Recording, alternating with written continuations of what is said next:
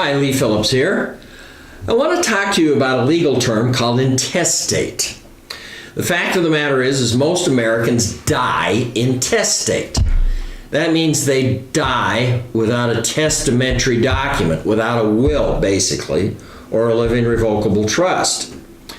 And in that case, who gets the property? Well, each state has developed their own set of rules to handle intestate deaths. It's important to us in our society that we decide who gets property after somebody dies. And the fact of the matter is, most people don't bother to write down who gets their property after they die. The will distribute property. That has to be probated. The probate courts have to go through and authorize somebody to make those distributions of the property as directed in the will. The living revocable trust, the trustees do it. But if you haven't done that on your own, you haven't written down who gets the property, then your estate or the estate goes intestate. And usually the spouse gets half or all of the first X number of dollars. The first $1 million goes to the spouse.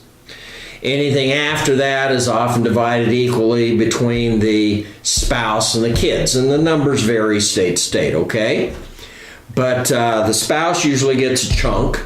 Then the kids and the spouse divide the chunks.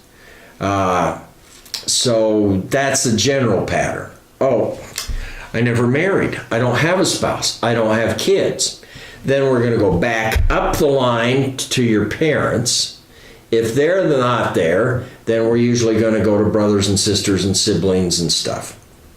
So how it goes depends upon your state, but you want to write it down.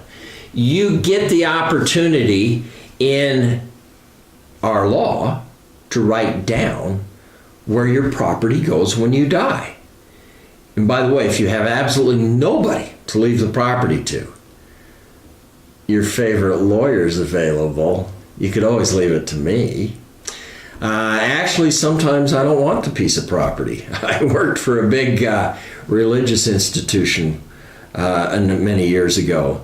And the funny thing is, they got one of the biggest brothels in Nevada left to this religious institution.